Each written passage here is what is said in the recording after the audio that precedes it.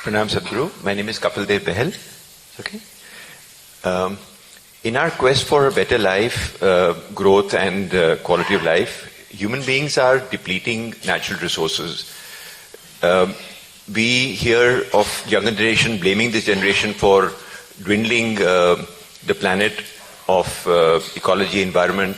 Do you believe that human beings are heading towards water wars and disaster before we come out from the brink, or do you have faith in human ingenuity? This is… see, we must understand this.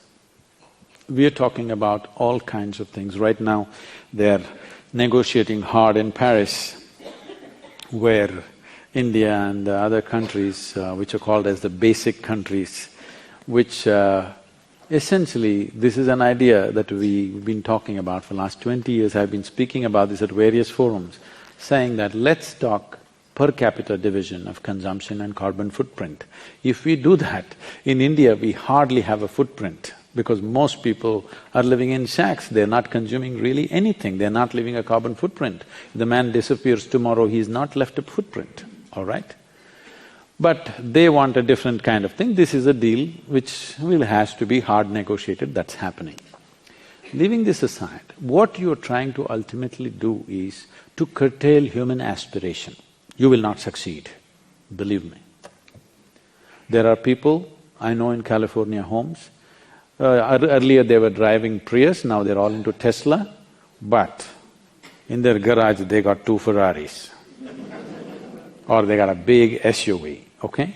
This is when they go to the office, when they go to social gatherings, they want to be seen in an electric car. When they go out with the family, they want to ram a 6-cylinder car, all right?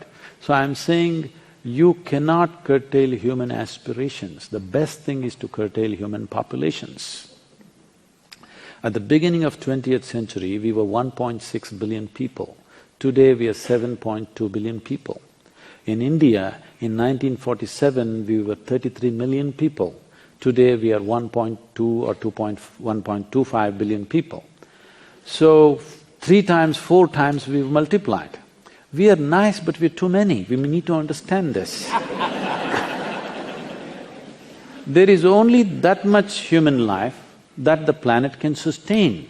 And above all, because of technological prowess that we have today, we are consuming probably what 10,000 men would consume 1,000 years ago. One man, I'm saying.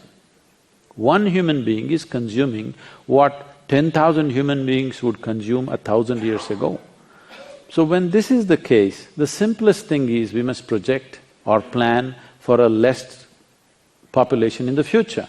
But right now, United Nations predicts that by 2050, we will be 9.6 billion people.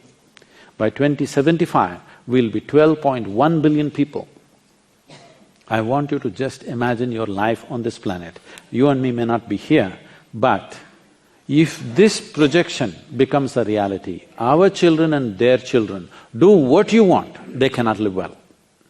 But anyway, if we do not consciously control this, nature will do it to us in a cruel way. It's not that we will be allowed to simply spawn like this, something will happen, all right? Something will happen that we don't know how to handle, and cruel ways of things will happen. But the very pride of being human is, we can do what we want consciously.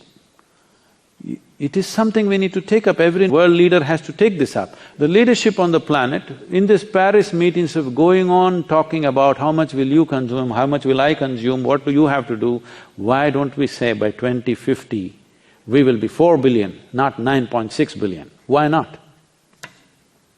All you have to do is, that you should not reproduce. People are talking about the economic dividend of having a young population. Definitely it is true, right now we have to take advantage of that. But this was a few years ago in 2006, when we were at Davos, there were a whole lot of union ministers and others, they were all gloating, we are the youngest nation, we are the youngest nation. I asked a simple question, where are the old people? They said, no, we are the youngest, that is okay, but where are the old people? In India, people don't get old, they die soon. That is why we are the youngest nation, you better know that. We can take advantage of the situation now, but we can't gloat about it. It's not something that we created.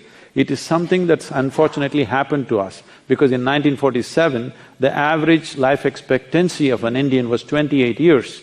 Today it's come to 64, that's average, but I'm telling you, if you divide urban and rural, urban may be around 70, rural is around 50. 50 is not a time to die for a man.